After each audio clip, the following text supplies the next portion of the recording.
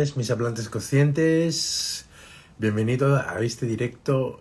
¿El lenguaje moldea nuestras emociones? Esa es una gran pregunta que vamos a descubrir esta noche en este mismo directo. ¿Moldea el lenguaje nuestras emociones y de qué manera lo hace? Hola, veo que aquí la gente se va incorporando. Buenas tardes. Bueno, vamos a empezar ya. El otro día me vino una idea a la mente, ¿no? Me vino una idea que era de, por ejemplo, que en chino, en la lengua china, no existe una palabra específica que indique la depresión, no lo que vulgarmente definimos depresión, sino la que clínicamente se define una depresión. Es una palabra bastante vaga, es una palabra que no es muy definida en chino y en muchos casos se dice que debido a esto en China no existe la depresión, ¿no? O que los chinos no están afectados por esta enfermedad mental. Entonces, claro, de ahí me surge la idea de hacer este directo sobre el tema de cómo moldean las emociones el lenguaje, el idioma que nosotros utilizamos. Y, por otro lado, cabe también preguntarse, en chino, por ejemplo, o en las culturas orientales, no existe una palabra específica para decir depresión, porque realmente la salud mental sigue siendo un tabú. ¿Y cómo influye esto? Es decir, si nosotros podemos decir, si nosotros podemos llevar en palabra, podemos acuñar en palabra algo, significa que primero ha pasado por nuestra mente.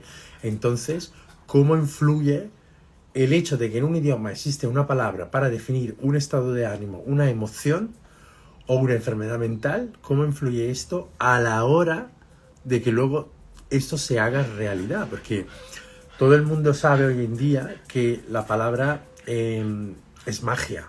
La palabra es magia porque a través de la palabra tú puedes crear situaciones. A través de la palabra tú puedes crear realidades, ¿no? De hecho están ahí las personas diciendo esta frase no la tienes que decir así, es mejor que la digas allá. Sin embargo, pues tampoco tiene mucha importancia que tú digas las cosas a través de una emoción. Es decir, que tú digas simplemente una frase en un momento dado no tiene ninguna importancia, puesto que todo tiene que ir acompañado de una emoción. Cuando esto va acompañado de una emoción, entonces crea un pensamiento y de ahí pues una realidad. Entonces que yo le diga ahora, por ejemplo, a las personas que están conectadas aquí, que le toque mañana la lotería, evidentemente no le va a tocar la lotería, por mucho que yo pueda afirmar que mañana le tenga que tocar la lotería, esto no va a pasar. Porque si no, todos los profesores que hemos tenido a lo largo de nuestra vida, todos los maestros y las personas que hemos maldito 8 millones de veces, estarían ya todos muertos y ni existiría ya el polvo, ni siquiera existiría la lápida de ellos con todas las maldiciones que les hemos echado. Entonces no es tan simple. Yo creo que en este caso la gente está muy equivocada. Pero volviendo al tema que estábamos hablando, antes de introducir el tema como tal, tú consideras que según el idioma que tú estás hablando, existen realidades que a lo mejor en otro idioma no existen. Es el caso de este color, ¿no? Si tú le preguntas a un ruso, ¿este qué color es? Te contesta simplemente azul. Le pregunta a un italiano, te dice, esto se llama azzurro, ¿no? Pero luego existe el azzurro, existe el celeste, existe el blu scuro, el blu chiaro. Sí, existen 4 o 5 tonalidades diferentes de azul. Y para un ruso solamente existe una, azul. Que sea este azul, que sea otro tipo de azul, le da perfectamente igual porque solamente existe este. Y no existe ni siquiera diferencia entre lo que sea azul oscuro y quiero decir, entre por ejemplo el verde oscuro y el verde claro. Por tanto, sí, de alguna forma, el lenguaje, ¿qué es el lenguaje realmente en comparación con un idioma? El idioma es todo, las reglas, la morfología, los sonidos, las palabras que forman un idioma. Y cuando llevamos a la práctica todo esto, estamos utilizando el lenguaje. O sea, el lenguaje sería la parte pragmática de hablar un idioma. Estamos llevando en la práctica lo que nosotros teóricamente llamamos lengua. Entonces, de qué manera el lenguaje, la práctica del idioma que solemos hablar como idioma nativo, no influye a la hora de crear, recrear y formar y creencias que luego se reflejen fuera de nosotros. Es el caso justamente de la palabra china, depresión, que como os decía, si la comparamos con otros idiomas, cuál puede ser el inglés, cuál puede ser el español, el italiano, el alemán y demás, es un término que está muy especificado, aunque muchas veces vulgarmente decimos, o simplemente decimos estoy deprimido, por favor, o sea, que simplemente estoy de mal humor, estoy con una baja vibración, estoy con el estado de ánimo baja, y entonces lo definimos vulgarmente depresión, porque la depresión como tal es una enfermedad, es una cuestión de salud mental, con la cual no se debería simplemente jugar así. Entonces el hecho de que esté muy desarrollada hace que también hay mucha gente que padezcan este tipo de enfermedad mental dentro de la cultura occidental. Por lo visto, y según los estudios, el hecho de que no exista esta palabra en chino hace que también en China no se producen antidepresivos porque la gente no suele tener este tipo de problema, y sobre todo, como decía al principio, podría ser, es una cuestión cultural, es un tabú la enfermedad, la salud mental en estos países, y por lo tanto no se habla de depresión, y así la gente posiblemente ni siquiera se enferma de depresión porque está tapada a través de un tabú, o porque realmente el lenguaje influye en la manera en que hablamos. Mira, si te hago otro ejemplo, por ejemplo en otros idiomas, te podría hacer el ejemplo de la palabra finlandesa. Hay una palabra en finlandés, sisu, no sé si se pronuncia bien porque no hablo finlandés. La palabra sisu es una palabra que describe un tipo de calidad del carácter de los finlandeses, que además de significar fuerza de voluntad, determinación, enclaja varios tipos de significado, como sería incluso el concepto de resistencia ante la adversidad. Entonces, este tipo de palabra, que no tiene un correspondiente parece que en ningún idioma del mundo, hace que los finlandeses tengan una característica que todos los demás países no tienen. Esa es una mezcla de valentía y una mezcla de resiliencia. Entonces, el finlandés y la finlandesa pues tiene una palabra específica que es sisu, pero un español, un alemán, un inglés, un italiano no tiene una palabra específica y tiene que buscar una perífrasis, o a lo mejor tiene que buscar una manera de decirlo a través de diferentes palabras. Es una mezcla entre resiliencia y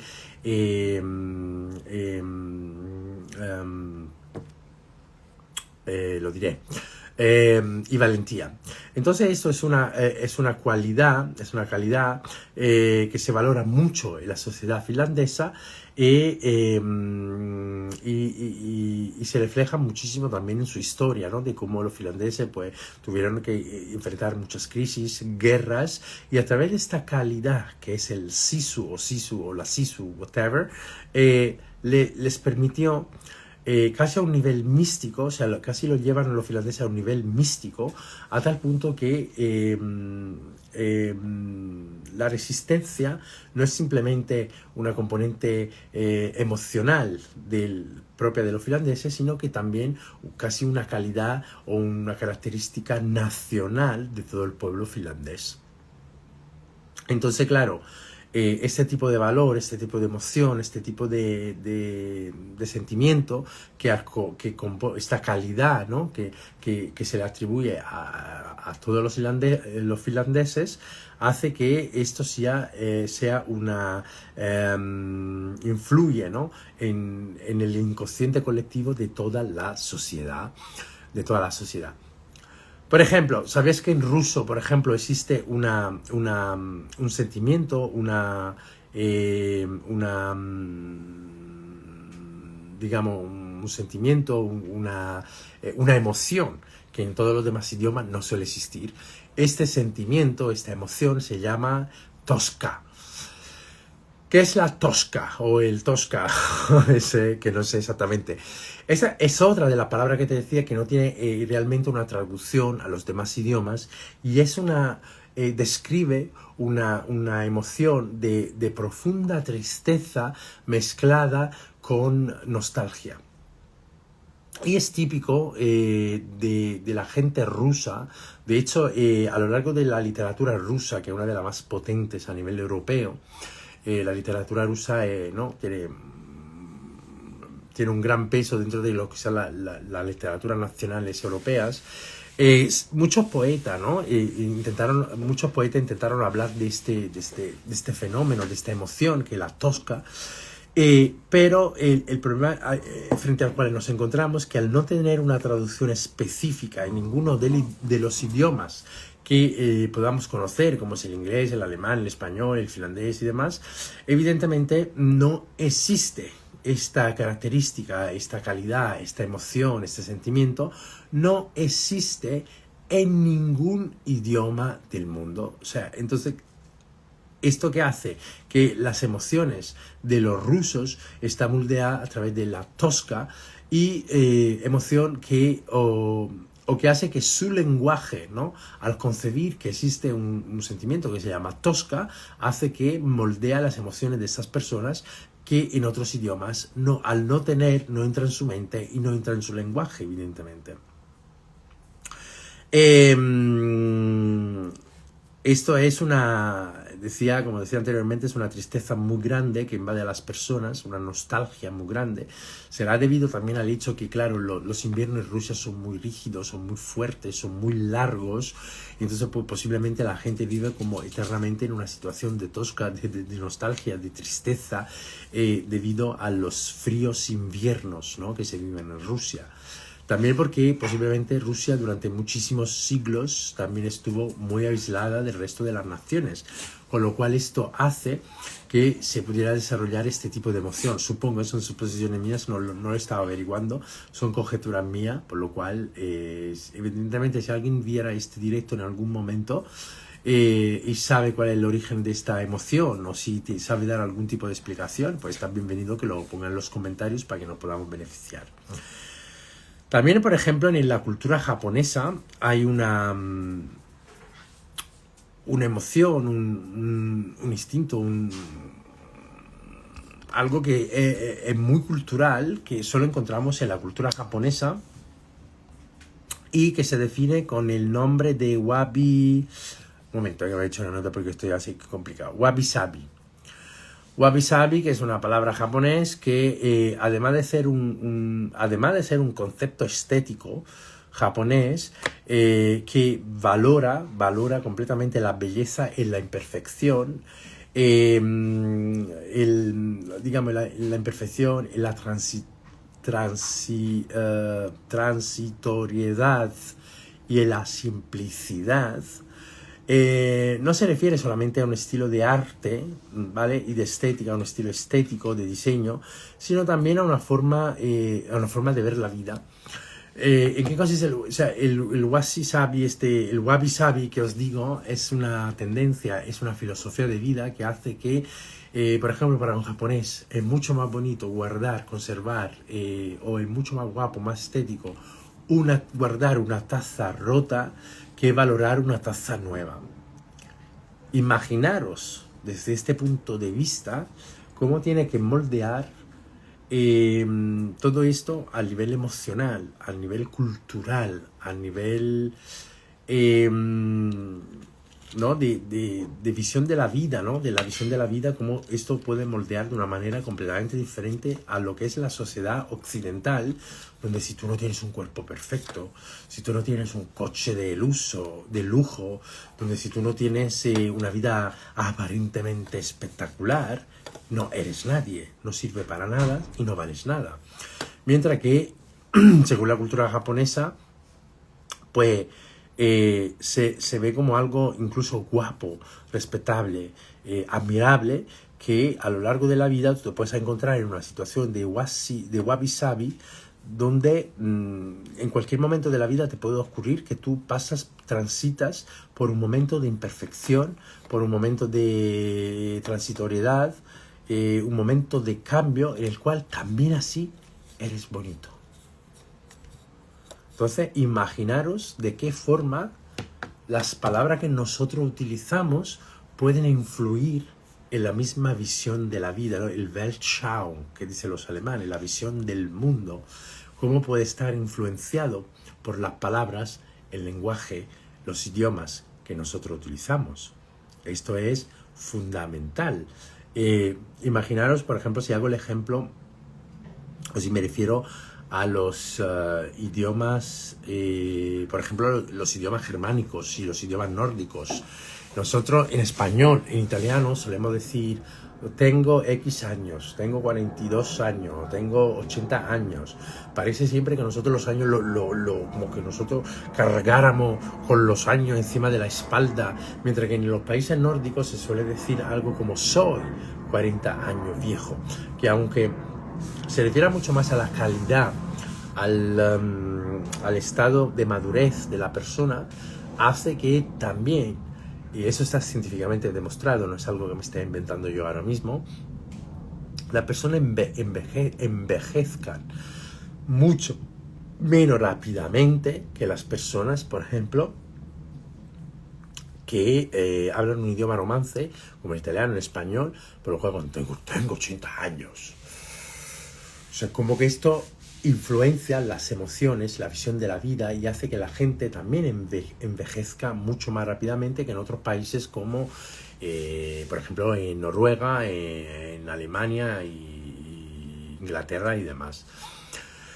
Otro ejemplo que te puedo dar de cómo, por ejemplo, las emociones están influenciadas por el lenguaje, o sea, por la manera en que nosotros hablamos, es que, por ejemplo, se ha demostrado también científicamente que en algunos países donde se habla un idioma oficial que no tiene el futuro, el tiempo verbal del futuro, no que no tiene el futuro, que no se usa el tiempo verbal del futuro, las personas suelen tener relaciones más sanas, o sea, relaciones sexuales, me refiero, relaciones sexuales más protegidas.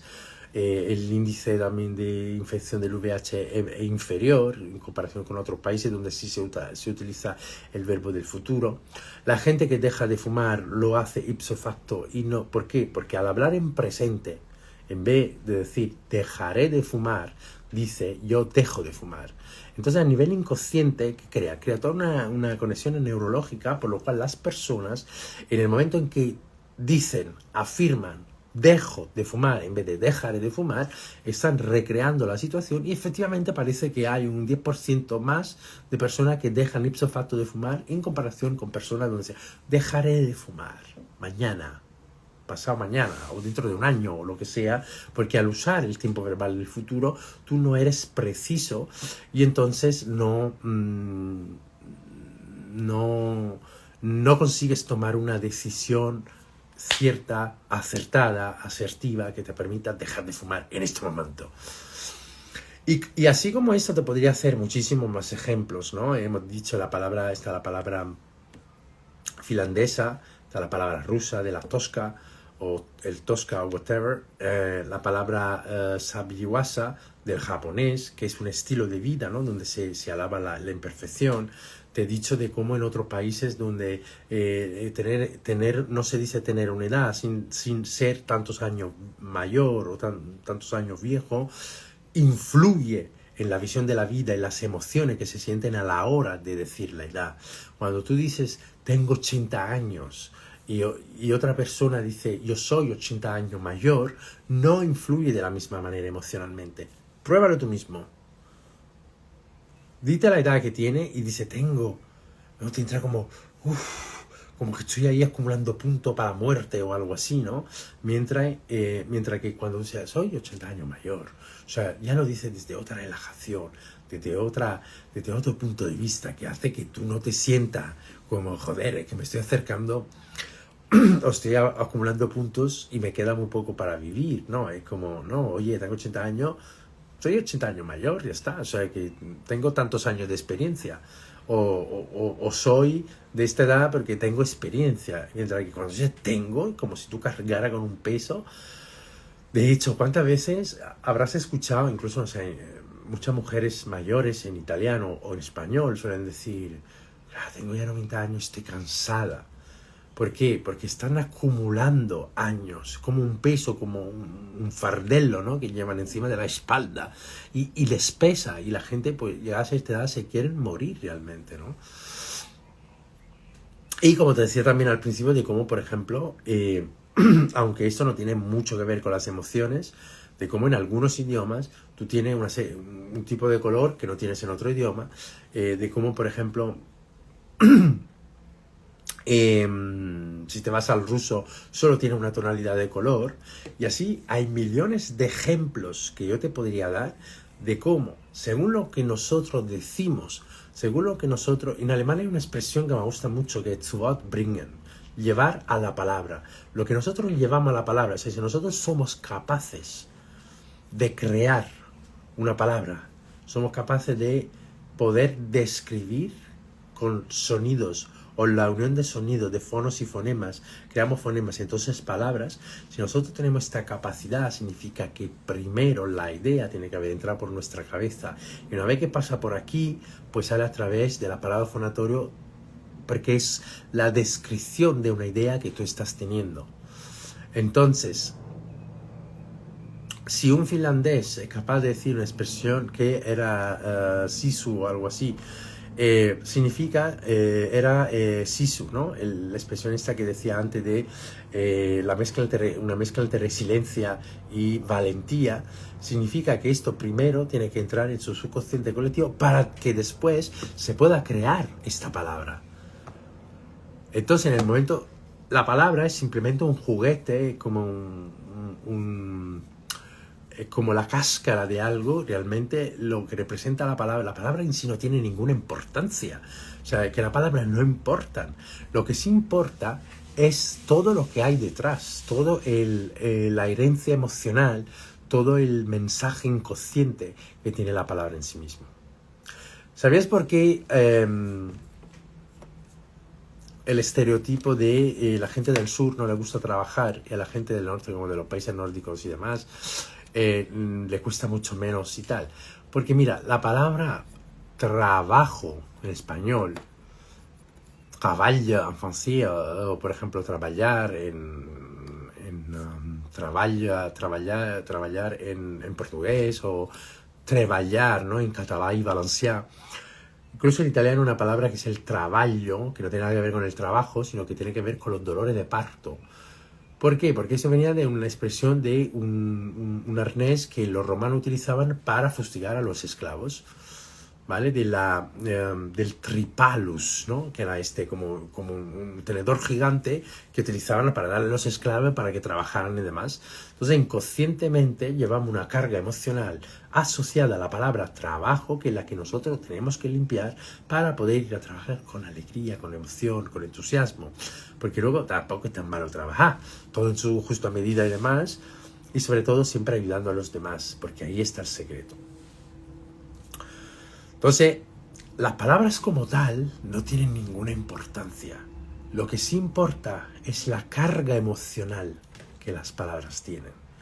¿Te ha pasado a ti también alguna vez que, por ejemplo, te encuentras con amigos? ¿No? Esta es una tradición, es una manera de hacerlo, ¿no?, que pasa sobre todo en la gente del sur, ¿no?, los españoles, los italianos y demás, que, por ejemplo, te suelen encontrar y te dicen una palabra como oye, maricón, o oye, bueno, debe decir más palabras para que vaya a ser que aquí se confunda lo que quiero decir.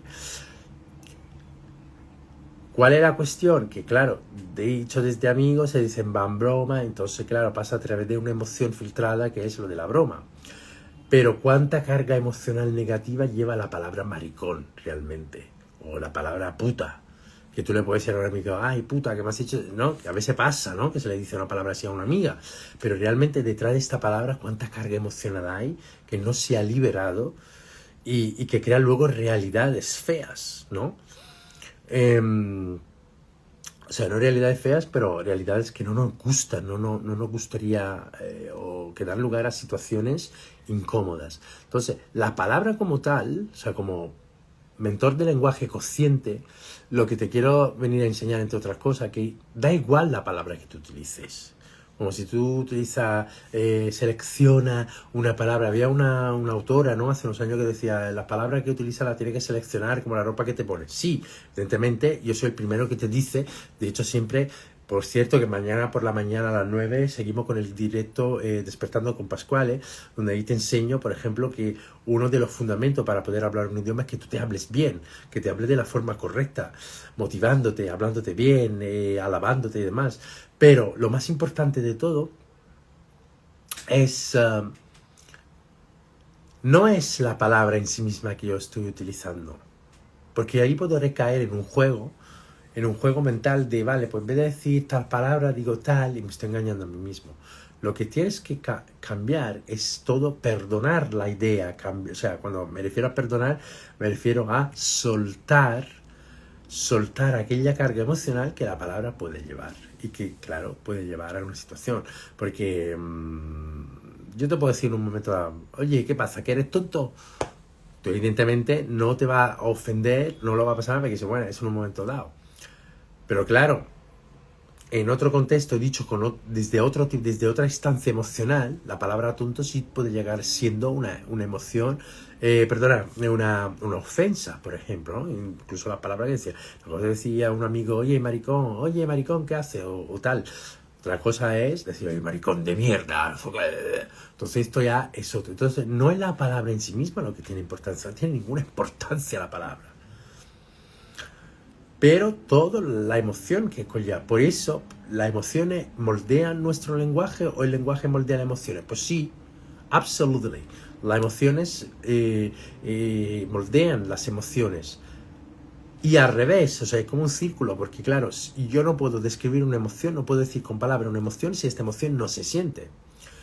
Y por otro lado, como decíamos en el caso de la palabra japonesa, como decíamos en el caso de la palabra finlandesa, ¿no? Que incluso en estos países existen cierto tipo de creencias y de emociones que en otros países son intraducibles, porque ellos sienten esta emoción, entonces la traducen en palabras. Pero por otro lado, es como el caso que te decía anteriormente de la depresión. O sea, en países como China no existe una palabra específica y parece que científicamente está demostrado que en países como China la gente no sufre, o muchísima menos gente sufre de depresión, porque al no identificarse con esta etiqueta de la depresión, pues o bien es que no saben ni siquiera lo que es la depresión, entonces no la pueden padecer, o bien es que o posiblemente no existe como tal, ¿no? Porque la palabra puede moldear nuestras emociones y al revés, o sea, podemos sentir una emoción que luego moldea nuestro lenguaje porque tendremos que buscar y acuñar una palabra para describir aquella emoción. Y cuéntame, ¿hay palabras que están moldeando tu lenguaje en tu país? ¿Eres consciente de esto? De que posiblemente en tu país se hable un idioma diferente al español y hay palabras que se han acuñado específicamente para describir algo muy específico de tu cultura, o posiblemente hay situaciones que se están viviendo debido al uso de la carga emocional que hay detrás de algunas palabras? Esto va también para las personas que me vayan a ver en diferido. Os pido por favor que lo pongáis en los comentarios porque de verdad estaré encantado de leer todo vuestro comentario.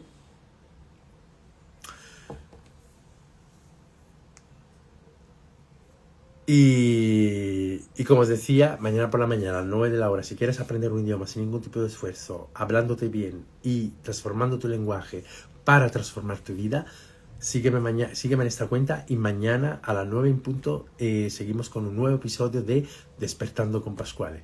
No sé aún el tema que voy a hablar, esta vez lo haré un poco de forma libre, no lo voy a elegir y mañana os diré de qué voy a hablar. Y gracias por estar aquí esta noche, muchas gracias por conectaros, gracias por los ánimos y nos vemos mañana en el podcast Despertando con Pasquale. Os deseo una buena tarde. Chao.